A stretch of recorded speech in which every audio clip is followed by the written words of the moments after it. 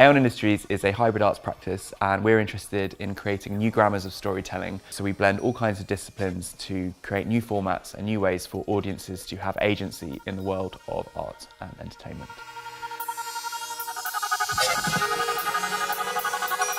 Attention Sequencer is a living sculpture comprised of music and visuals, which has self-esteem that is generated by audience attention.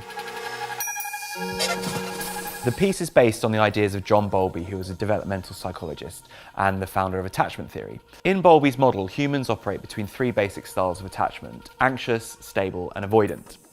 The idea with Attention Sequencer was to explore these psychological states and try and map them to a computer system and create an algorithm that could generate self-esteem based on the way that human actors interact with it.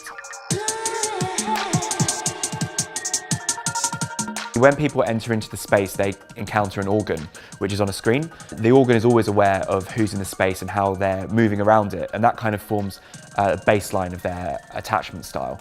But then actually you can interact with it directly via a button on a pin.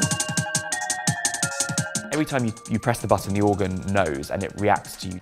Through these passive and active environmental data points, we generate these self-esteem states. One of the challenges was that we wanted to make a fully generative work that an audience could still interact with in an organic way that they understood, because a lot of generative art is so abstract that people have to kind of over-intellectualize what it's actually doing, whereas we just wanted people to go in and feel like they're interacting with something that is alive. My role in the project was to do everything technical, linking the two computers, the electronic inside the plinth, then generating the visuals in open frameworks for the organ state. The organ is completely generative and it's coded entirely. There is no animators or graphic designers involved in the project. The two axes here of anxious and avoidant and the like axis changes the state, and this is where you will see the changes appearing.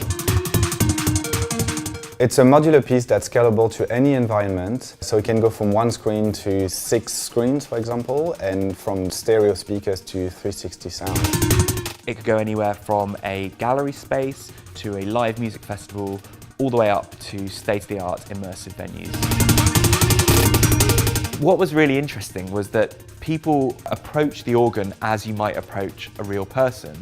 Once people became confident with how the interaction worked, they actually got quite creative, and people were dancing around the box, they were stroking the sides of it, people were pressing in time to the music. So even though we only gave them one way to directly interact, they organically started to find new ways to connect with the organ. Obviously the organ is reacting itself, and it moves between so many different states, from like distorted industrial music to kind of bubbly rave bangers to these kind of mid-level sounds and some very introverted pieces. And it was just very interesting to watch the dance between the real humans with their own attachment style and this organ which has these oscillating computer-generated styles.